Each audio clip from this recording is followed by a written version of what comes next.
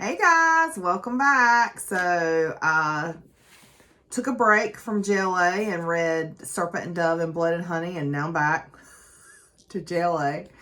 I mean, I love her books, but I'm trying to be good and read books that I already have before buying more books. And I always say that, and then I always buy more books.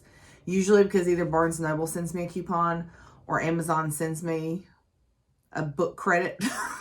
So I'm trying to be good and read books I already have. So we're talking today about Moonlight Sins, which is by JLA, Jennifer Lynn Armentrout. It is an adult novel. So if you are under 18, you should probably not read this book or watch this video because, I do a synopsis and then a deeper synopsis, a summary. But it's 385 pages. So it's, small in stature, but it's still a good sized book. I started it yesterday morning and finished it tonight. So you could definitely read it in the weekend. I will give it 5 stars on Goodreads because it was a really good book. I could not put it down. I woke up at 4 o'clock in the morning thinking about it.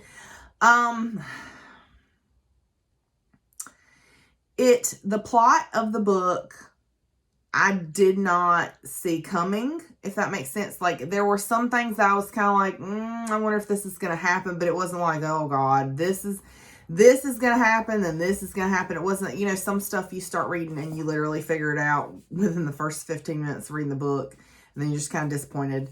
But this is not like that. So I did not, there's definitely surprises in this book. There's some things that you think you have a theory about, and that theory might be right, but it's not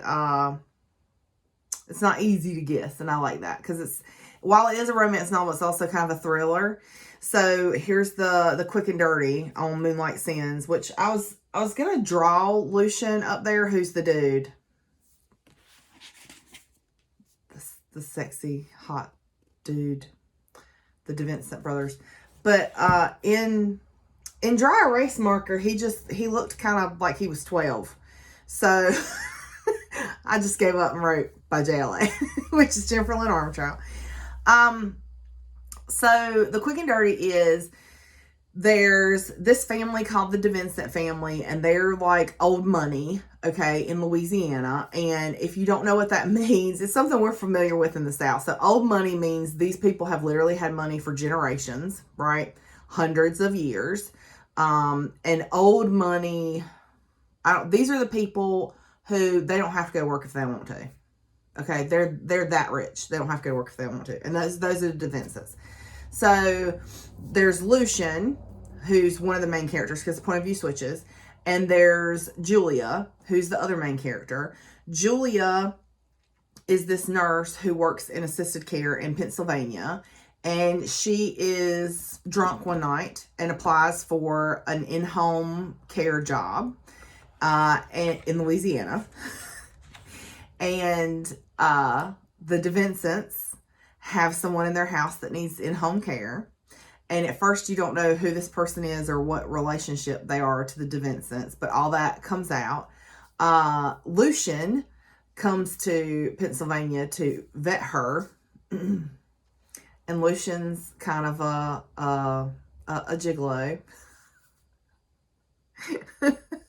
And things happen.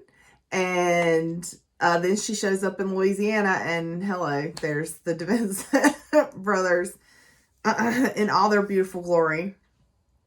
And she moves into the house and is taking care of this person in the DeVincent family mansion, and she develops relationships with the DeVincent family.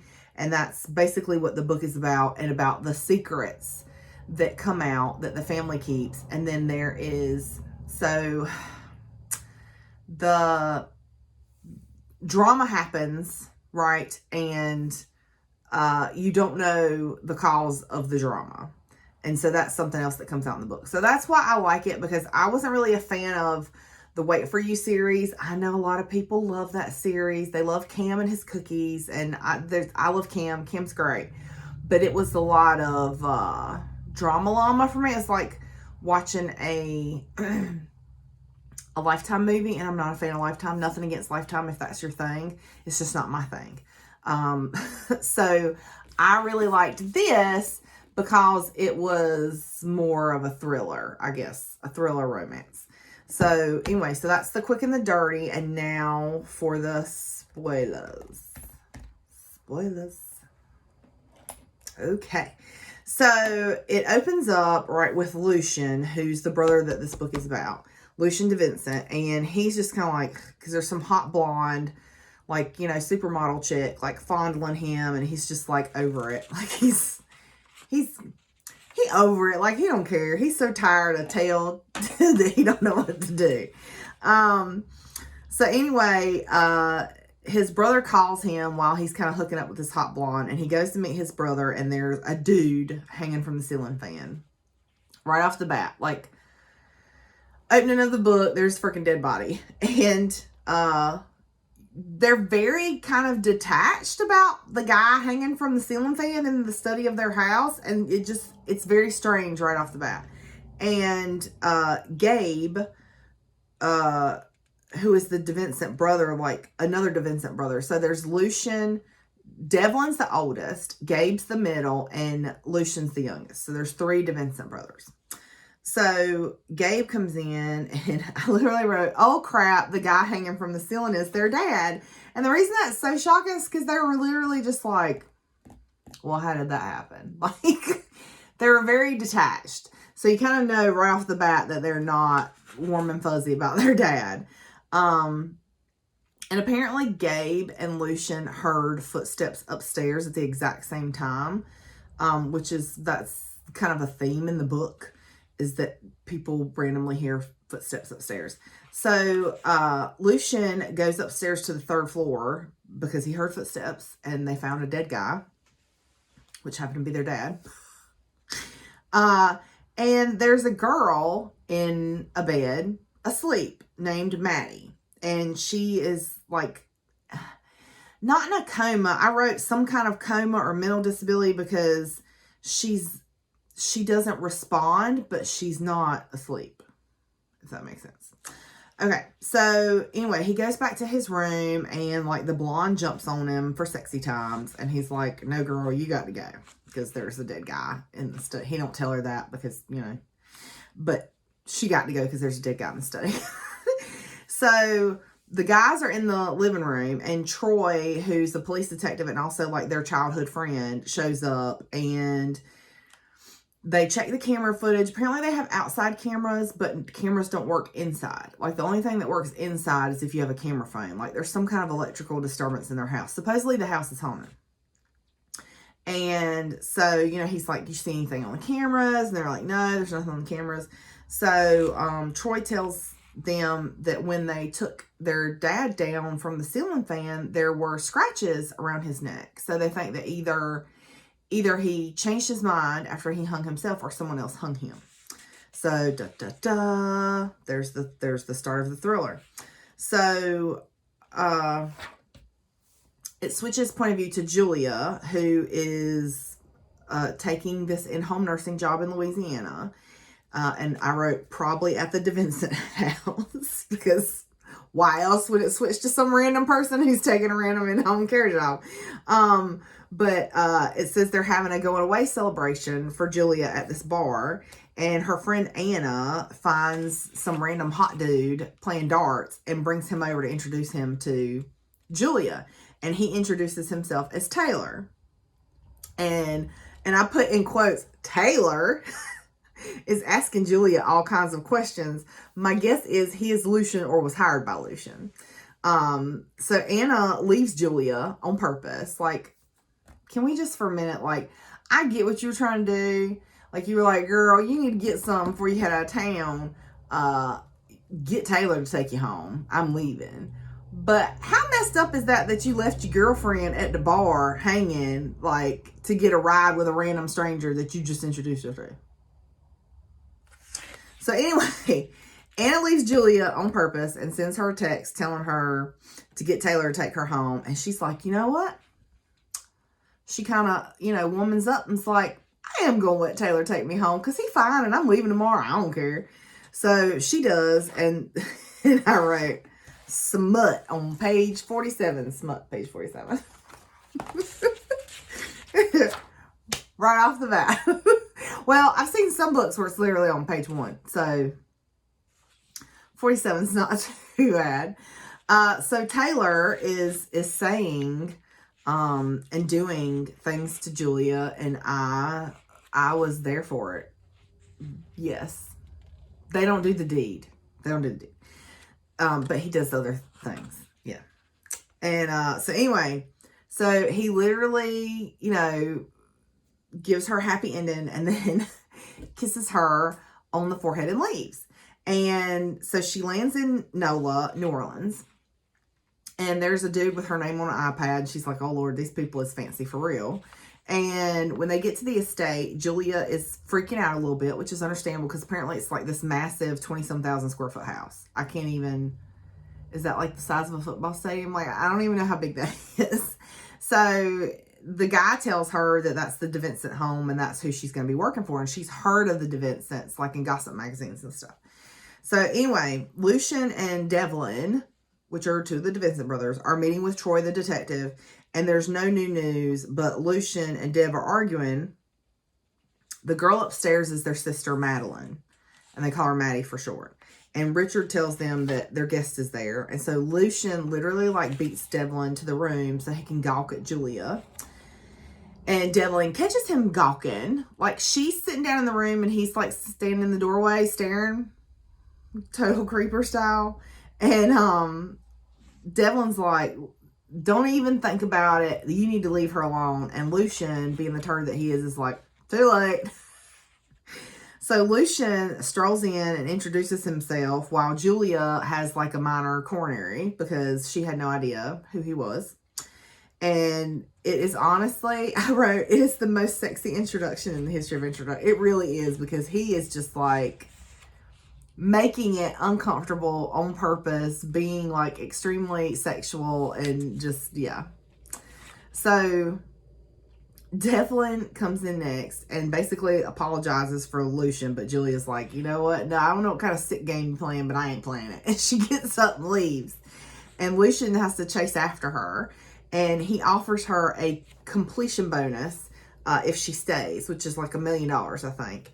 And she agrees. She goes back with Lucian, talks to Devlin, finds out about the sister. Apparently, the sister disappeared the same night their mother died 10 years ago. And then just mysteriously, like, showed up in the pool. And it's just strange. The whole thing's strange. Okay.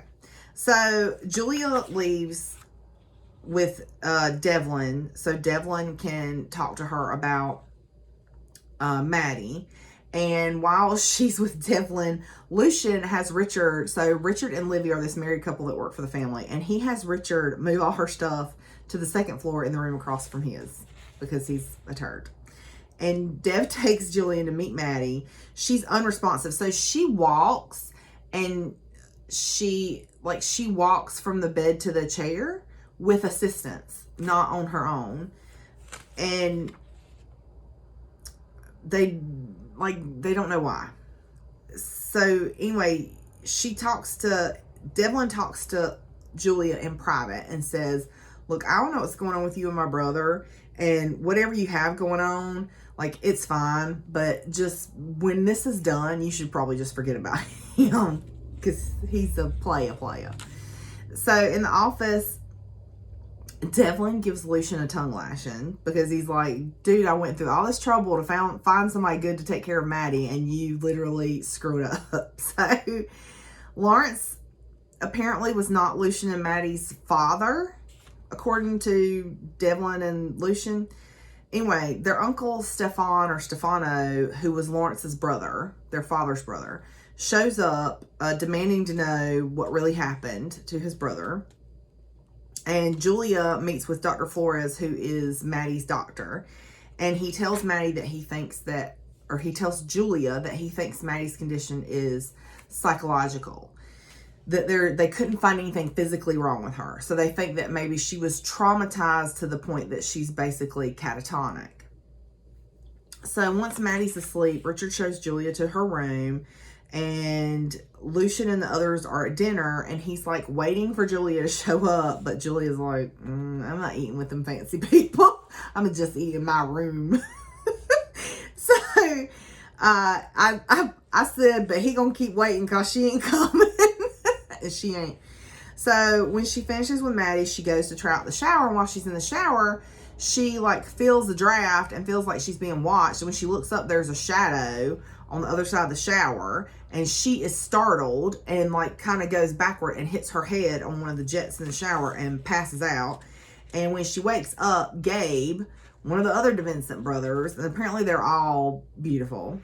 So Gabe is literally like helping her because she has hit her head, and he puts a towel over her and is helping her to the bed when Lucian shows up and picks her up and puts her in the bed. And they call Dr. Flores, who's like, she's probably okay, but she just needs to take it easy tomorrow. And they literally, Gabe and Lucian, sit beside her in the bed and keep her company. And eventually Gabe leaves, and Lucian like stays until she goes to sleep, and then he leaves. So in the morning, once she's feeling better, she goes to Maddie's room, and the senator shows up to check on Maddie. Lucian shows up, and Stefan leaves. Julia finds out that Maddie used to paint, so she's like, oh, maybe, if we get her to paint, it will help her memories come back, or help her become more responsive, or whatever. So later that night, while she's in bed, she hears footsteps. It's like a thing in this. So she goes to investigate, and Maddie is in the bed, but the balcony doors are open. So she closes and locks them, feels like tingles in her neck, and turn around, and Lucian's there. Lucian checks the room out and tells her that people say the house is haunted. And so they have a little back and forth banter, and he makes her some tea to help her fall asleep. And while he's making the tea, he tells her how the land is supposed to be cursed, and that they found bones while they were installing the first pool, and they think that like it was where people went to die from the plague, but they really don't know, or an old cemetery, they don't know. And so that's why they think that the house is haunted and the land is cursed, and how the women in the family have always either died or like gone crazy. Yeah. So he starts flirting with her. She shuts it down and leaves the kitchen. And then the next day, like, he brings art supplies for Maddie's room, and Maddie actually takes the brush from Julia and starts painting. Then their cousin Daniel shows up, and she takes his hand. Like, Julia's kind of freaking out because this random strange dude shows up, but he explains that he's their cousin, that they don't like him, and that's why he's not supposed to be there. But he leaves his number for her, and is like, if she has any changes, please call me, and you should leave the DeVincents alone, basically. So Lucian talks to Julia about Daniel, and she wants them to let Daniel come and visit because she feels like maybe it will help Maddie, since Maddie actually responded to him. And he's like, I don't like the dude, but if you think it'll help Maddie, I'll let him come visit. So while they're watching Maddie, Adam, which is Julia's ex-husband of she's been divorced for 3 years. Anyway, he starts calling. She had changed her number to get away from the dude, and he somehow got her number and is still calling her anyway. He calls 2 more times after he sends a text. Like, called one time and then sent a text and then calls 2 more times. And she's fussing at the phone, jerk, leave me alone. And Lucian shows up. And he basically cons her into having lunch with him in the rose garden.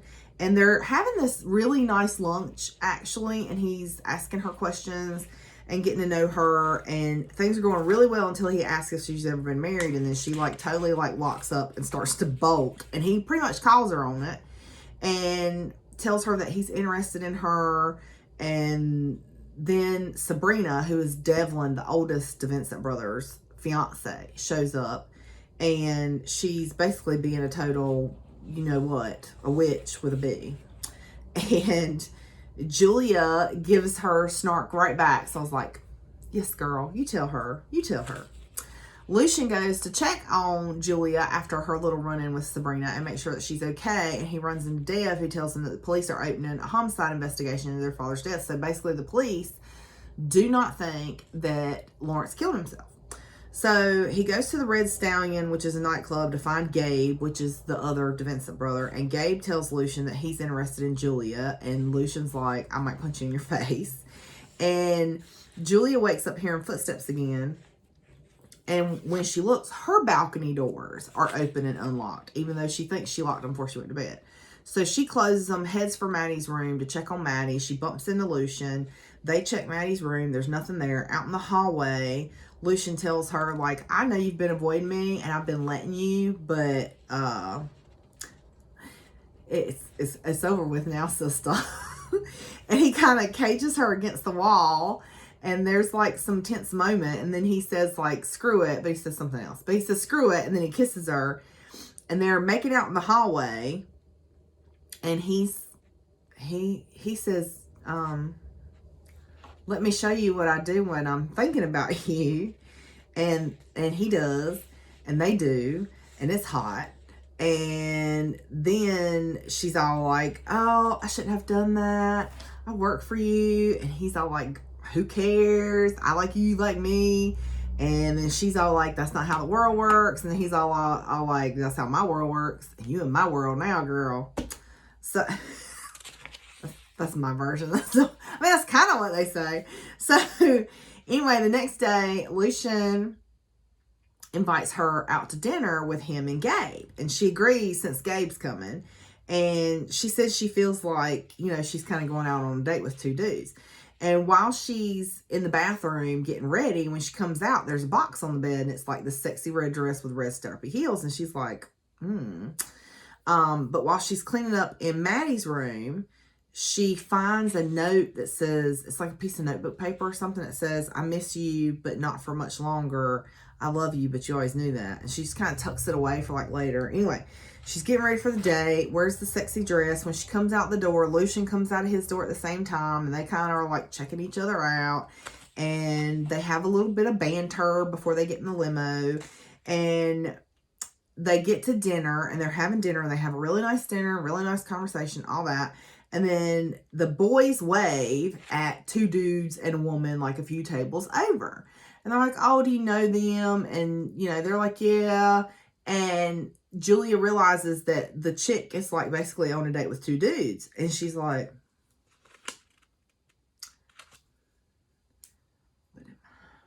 am I on a date with two dudes?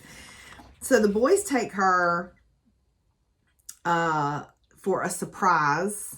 And they go through the kitchens to an elevator. And it goes to the roof. And on the roof, there's like these curtained cabanas and potted plants. And it's really nice. And you can see the whole city. And Lucian pretty much tells Julia if she wants the three-way with him and Gabe, she can have one. And she's like, no. And he's like, I'm so glad you said that. That's what I wanted to hear. And he says, I don't know why you're fighting, you know, this thing between us, but I'm not going to chase you anymore. If you want me, you're going to have to come to me. So the next day, she's outside drinking coffee, and Gabe comes and talks to her and tells her, you know, Lucian's different with you. And he's like, you know, I had a really good time last night. We should have dinner again. So Daniel comes to see Maddie. Lucian behaves himself. He still flirts with Julia, but not, you know, he doesn't do things that he'd go to jail for. And Daniel says, oh, you should get Maddie's things. And Lucian's like, well, Lawrence threw them all out. And he's like, well, what about your mom's stuff? Because maybe that'll help trigger her memories. And so Lucian agrees. And later that night, back in her room, Adam, the ex-husband, calls again, and Julia actually answered this time, and she's like, you know what? Leave me alone. If you don't, I'm going to file harassment charges, and I'm going to tell you wife, because apparently he's remarried. So why is he calling her? So anyway, that night she's like tossing and turning, and she can't stop thinking about Lucian, and she finally womans up and goes across the hallway and knocks on that door. Yes, girl, get it.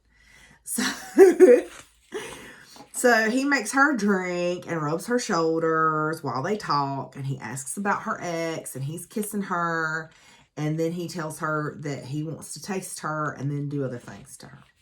And page 294, just smut. So here's, and then afterwards, here's a quote from Lucian. He says, I think I'm going to need seconds and thirds. like a effing buffet of Julia nonstop. And then the next day, they go to the mom's room, but Julia can tell, like, Lucian's having a really hard time. So she's like, you know what? I'm really hungry. Could you make me a grilled cheese sandwich? And he's like, what? Because it's completely random. Why do you want a grilled cheese sandwich?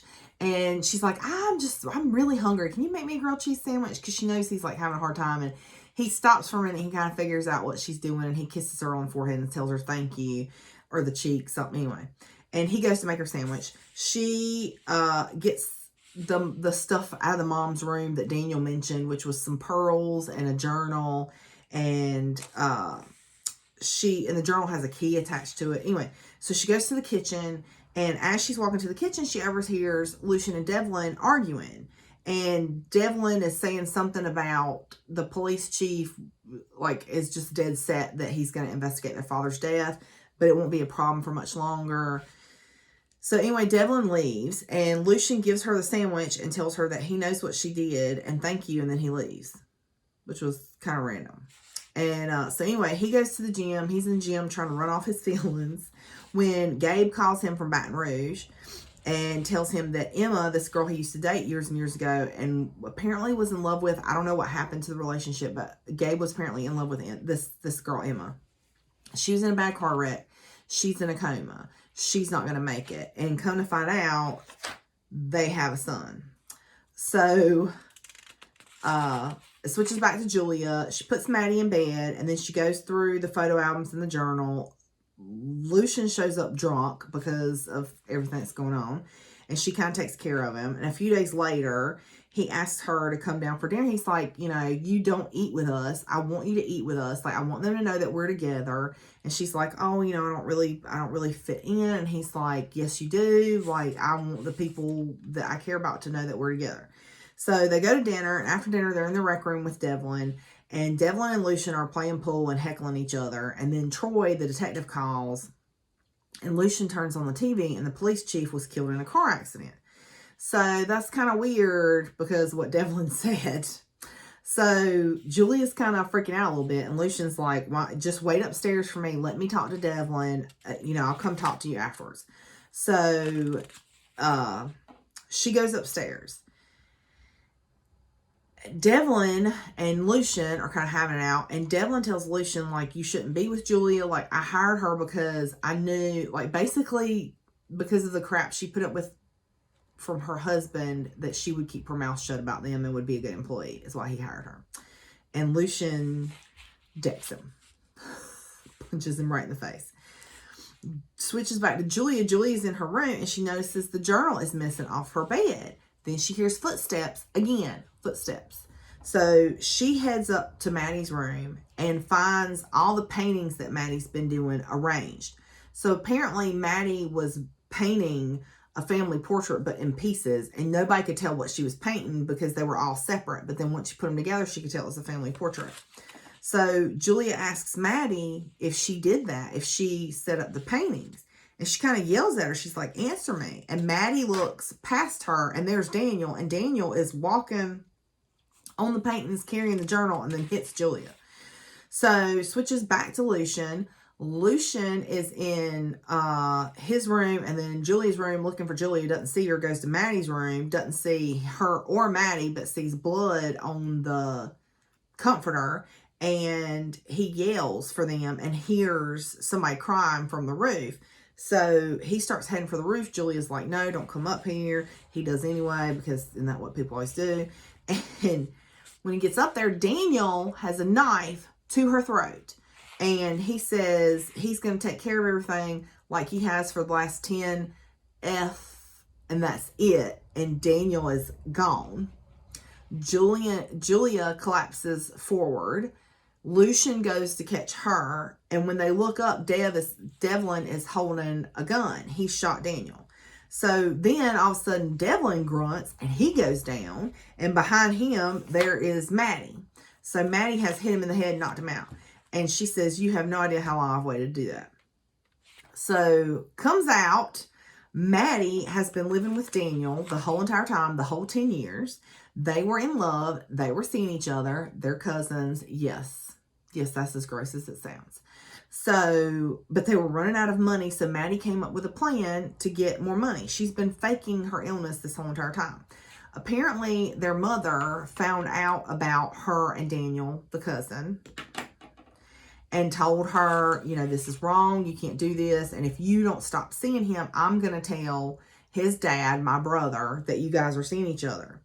And Maddie, while arguing with her mother about Daniel, got mad and pushed her mother, and mother fell off the roof. So this whole time they thought their mom had killed herself 10 years ago, when really it was Maddie had killed her own mother.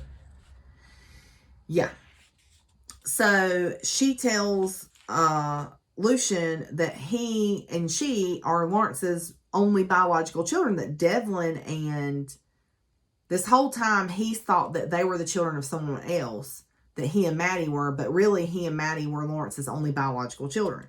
And that their mother had all of them tested and hid the DNA results, and that Maddie kept it a secret. But when they ran out of money, she came back to the house hoping that she could get the DNA results and contest the will so she could get the money. And that she and Daniel had planned to kill Lawrence, but never got the chance to, that somebody else killed Lawrence. So she's like, somebody else in this house killed Lawrence. So she's like, we can't have any witnesses, and she's going to kill Julia. And Lucian is trying to talk her down from killing Julia. Gabe shows up, tackles Maddie. They both go over the roof. Lucian grabs Gabe and hauls him up over the roof. Maddie falls and dies.